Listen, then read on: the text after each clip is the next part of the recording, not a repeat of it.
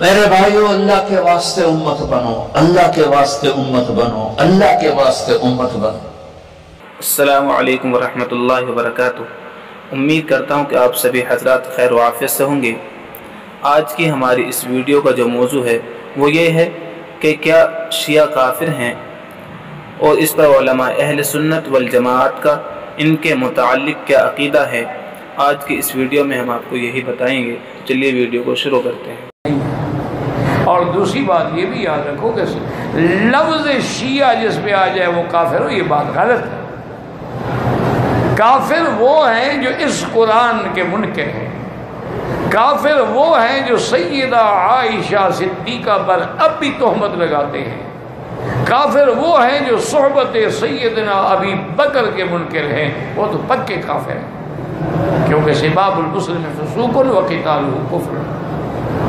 کچھ لوگ ایسے ہیں ہمارے ہاں، وہ اس طرح کے انتہا پسند کہ جو ان اختلافات کی وجہ سے کفر کے فتوے بھی لگا دیتے ہیں، لیکن یہ سب کا معاملہ تو نہیں ہے۔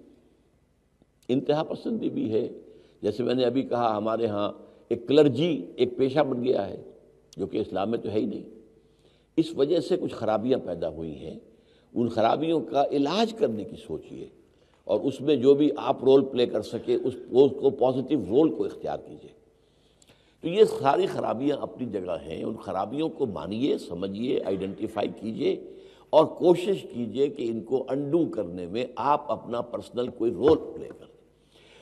آپ کسی ایسے گروہ کو تلاش کیجیے جو ان چیزوں سے بلند ہو، جو ان چیزوں کو اہمیت نہ دیتا ہو، جو فنڈامنٹلز ہیں اسلام کے ان کے اوپر بات کرتا ہو، جو یہ ہے کہ جدید دور کے تقاضوں کو بھی سمجھتا ہو، ان کے ساتھ مل کر کام کریں۔ تو اللہ تعالیٰ آپ کو اس کی توفیق۔ سوال پیدا ہوتا ہے اسلام میں تو فرقہ واریت نہیں ہے، تو یہ اہل سنت اور شیعہ کا کیا فرق آ گیا؟ بات یہ ہے کہ ہمارا یہ مسلک ہے، ہم قرآن و سنت کی وہ تشریح معتبر مانتے ہیں جس پہ صحابہ چلے، اور شیعہ حضرات صحابہ کو فالو نہیں کرتے۔ یہ بڑا اختلاف ہے ہمارا اور ان کا۔ اور صحابہ میں بھی ہم سب سے پہلے کس کو ترجیح دیتے ہیں؟ خلفائے راشدین کو۔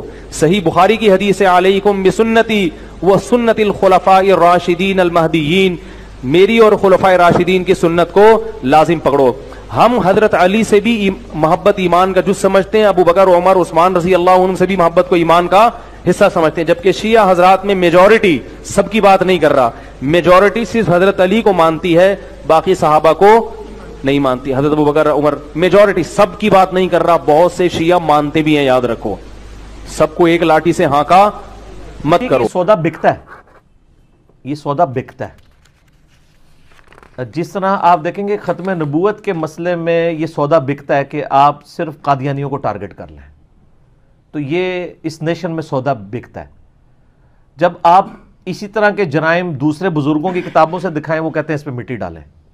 اس لیے میرا جب کلپ آیا ہے کہ قادیانی حق بات کیوں نہیں قبول کرتے، تو سب کو تڑکا لگا ہوا ہے۔ تڑکا یہ نہیں لگا ہوا کہ میں نے کوئی جھوٹا الزام لگایا، وہ کہتے ہیں یار آپ سے قادیانی پہ سوال ہوا تھا، آپ نے ہمارے بزرگوں کو بھی رگڑا ہے۔ بھائی اس لیے رگڑا ہے کہ اللہ کے بندو، میں ایک پڑھا لکھا بندہ ہوں، میں ایک مقدمہ کھڑا کر رہا ہوں۔ جب مقدمہ کھڑا ہوتا ہے پھر یہ نہیں ہوتا کہ اس مقدمے میں ایک خاص بندے کو آپ گلٹی ڈکلیئر کر دیتے ہیں اور دوسرے کو اسی لیول کے جرم کے اوپر چھوڑ دیتے ہیں کہ یہ میرا اپنا ہے۔ یہ تو قائم بالقسط تو ہونا نہیں ہے۔ قرآن پاک تو بار بار کہتا ہے کہ انصاف کرنا ہے، چاہے تمہارے ماں باپ، رشتہ دار، سب لوگ ہی تمہارے سامنے آ جائیں، تم نے انصاف سے لینا ہے کام۔ تو اس طرح کے معاملات کے اندر یہ جو آپ نے سوال کیا ہے، اس میں بھی بیسیکلی یہی والے ایشو یعنی کار فرما ہوتے ہیں کہ یہ لوگ، یہ سودا بک رہا ہوتا ہے شیعہ کافر والا۔ پھر آپ کو پتہ ہے ہمارے یہاں ایک پولیٹکس بھی، جب ایک ایران کا جب انقلاب آیا 1979 میں، اس کے بعد یعنی ارد گرد کے سارے ملکوں کو یہ فکر پڑ گئی کہ انقلاب جب آتا ہے نا تو ہمیشہ ایکسپورٹ ہوتا ہے۔ یہ بات یاد رکھیں۔ افغانستان کے معاملے کی تکلیف انڈیا کو چوتھے محلے 14,000 کلومیٹر دور کیوں پڑ گئی؟ کہ انہوں نے کہا یہ اگر طالبان یہاں پہ اگر ایک اسلامی حکومت قائم کرتے ہیں تو یہ پھر ایکسپورٹ ہوگا۔ ان کو وہی نظر آ رہی تھی، عمر سیریز نظر آ رہی تھی کہ سر یہ پھر باؤنڈری سے باہر نکلتا ہے انقلاب۔ اس لیے وہ دیکھیں آگے بیٹھے ہوئے ہیں، 19 سال سے لڑ رہے ہیں کہ ان کو نہیں، اور یہ ابھی بھی یہ کسی بھول میں ہے کہ اگر یہ جیسے ہی اسٹیبل ہوں گے پھر یہ ایکسپورٹ ہوگا باہر۔ اسی طریقے سے ایران بھی جب انقلاب آیا نا تو یہاں پہ بھی لوگوں کو فکر پڑ گئی، سعودیہ کو فکر پڑ گئی کہ یہ تو ایکسپورٹ ہوگا پاکستان میں بھی، دوسرے ملکوں میں بھی، تو یہاں پہ پھر انہوں نے دہشت گرد تنظیموں کو بھرتی کیا۔ اور وہ یعنی محبت صحابہ کے نام کے اوپر، اور اس میں ظاہر ہے کہ وہ اعلی کار وہ رافضی قسم کے ذاکرین بھی بنے کہ جن کی بکواسات والی ویڈیوز عوام کے سامنے آئیں اور اس کے اوپر عوام مشتعل ہوئی، اور اس طرح کے لوگ پھر اس طرح کی تنظیموں میں آ کے انہوں نے ایکٹیویٹیز پرفارم کی، امام بارگاہوں پہ حملے کیے. وہ جسٹیفائی نہیں ہے، لیکن سبب یہ بھی بنے. لیکن ان کو میں اس لیے بھی جسٹیفائی نہیں کہتا کہ وہ 2 نمبر ہیں. جب اسی قسم کی گستاخیاں ہم نے ان کے بزرگوں کی دکھائی ہیں تو انہوں نے اپنی کسی مسجد کے اوپر بم نہیں مارا، اپنے کسی بزرگ کے مزار کے اوپر بم نہیں مارا، تو اس کا مطلب 2 نمبر ان کی ڈاکٹرائن چل رہی تھی نا. یہ ایسی باتیں ہیں جو بہت وقت چاہتی ہیں. میں نے جو اصولی باتیں کہی تھی ان پر سارے دوستوں کو توجہ مرکوز کرنی، ذہن میں اس کو بٹھاتے کہ جب کوئی یہ بات مانتا نا کہ اب حضور کے بعد کوئی مرکز ہدایت نہیں آئے گا، 2 دین ہم لیں گے نہ حضور سے لیں گے، وہ مسلم ہے، اس کو کافر نہیں کہہ سکتے. اب رسول کریم علیہ السلام اس دنیا میں ہمارے سامنے نہیں ہے کہ ہم آپ سے مسئلہ طے کرا دیں. کتابیں جو ہم تک پہنچی ہیں اس میں لوگوں نے بہت مختلف قسم کی رپورٹیں لکھی ہیں. کتابیں سب گروہوں کے پاس ایسی ہیں، بڑی بڑی ہیں، عالموں نے لکھی ہیں، پرہیزگاروں نے لکھی ہیں. ایک طرف ایسی ہسٹری ہے جس میں لوگوں کے ظلم ہی لکھے ہیں جن کو ہم صحابہ کرام کہتے ہیں. میں اور آپ تو چونکہ سنیوں میں پیدا ہوئے، ہمارے دلوں میں تو ان کی حقیقت ہے، ہم سمجھتے ہیں کہ ان کو برا کیوں کہ، مگر آپ ذرا اگر صبر کر کے حوصلہ سے کام لے کر کتابیں دیکھیں ان کی بھی، اور اپنی کتابوں میں جو نشاندہی کرتے ہیں ان کو ذرا دیکھیں اور تھوڑا سا یہ سوچیں کہ بھئی ان کی بات بھی تو کوئی سوچنی چاہیے. پھر میں اس وقت بیان نہیں کروں گا کیونکہ پھر بات پھیل جائے گی، کوئی بدمزگی ہو جائے گی. آپ خود کہیں گے کہ یار وہ بھی معذور ہے. اگر ایسے سلوک انہوں نے کیے حضور کی اولاد سے تو کیوں ان کو پھر نیک کہا جائے؟ اب وہ بیان کرنے کی باتیں نہیں کہ ان کو کھولا جائے پھر تو شیعہ سنی بحث چھڑ جائے گی. صرف بات یہ کہ جو کسی غریب کو پہنچا نا، وہ نہیں کہتا کہ میں حضور کو نہیں مانتے گا، حضور سے پہنچا یہ لگا. ہمیں یہ پہنچا حضور یہاں ہاتھ باندھتے تھے، ہم اہل حدیث یہ باندھنے لگے. حنفی حضرات کو پہنچا کہ ناف کے نیچے کتاب. کیا صحابہ کرام کو کافر کہنے سے آدمی کافر ہوتا ہے یا نہیں؟ صحابہ کرام رضی اللہ عنہ مجمعین میں سے جن کا صحابی ہونا نص قطعی سے ثابت ہو، اس کی صحابیت کا انکار کرنے سے بندہ کافر ہو جاتا ہے. اور اگر کسی کی صحابیت نص قطعی ثابت نہ ہو، اس کی صحابیت کے انکار سے بندہ کافر نہیں ہوتا. مثلا حضرت ابو بکر صدیق رضی اللہ تعالیٰ عنہ کی صحابیت قرآن کریم کے نص قطعی سے ثابت ہے.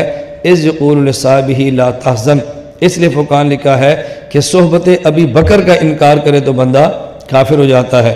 اور جب کوئی بندہ یہ کہے نا سارے صحابہ کو کافر کہنے سے بھی کافر نہیں ہوتا، تو سارے میں ابو بکر صدیق رضی اللہ عنہ بھی آگے نا، اس لیے کہنا بالکل غلط ہے.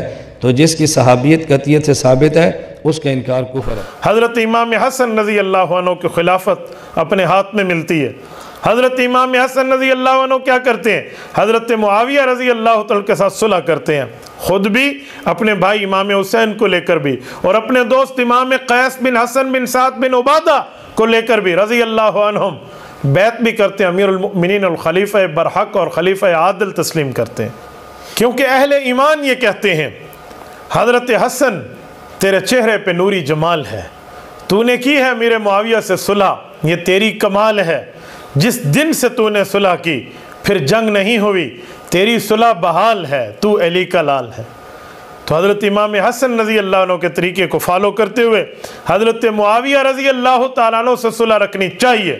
نہیں تو اصول مذہب میں موجود ہے، اصول اہل تشیع میں موجود ہے کہ ائمہ کا کہنا ماننا واجب اور نہ ماننا بے دینی ہے. تو آپ کو چاہیے آپ ائمہ کا کہنا مان کے ان کے ساتھ صلح رکھیں اور ان سے بیزاری کا اظہار نہ کریں. ایسا ہے جو شیعہ کو کافر سمجھتا ہے. پیر میر علی شاہ صاحب کی کتاب اٹھائیں، تصفیہ ما بین سنی و شیعہ. آپ نے اصولی جو اختلاف ہے اس پر آپ نے گفتگو قرآن مجید کی آیات کے تحت کی ہے. اس پر فرماتے ہیں، ایک جگہ لکھتے ہیں کہ بالاجماع امت کے اکابر نے شیعہ کو کافر نہیں کہا ہے، لہذا شیعہ کو کافر کہنا یہ بہت بڑا گناہ ہے اور دین میں خود ایک اختراع ہے کہ آپ یعنی اپنی طرف سے ایک کلمہ گو کو کافر کہہ رہے ہیں. یہ پیر صاحب نے لکھا. دوسری بات کہ دیکھیں ہمارے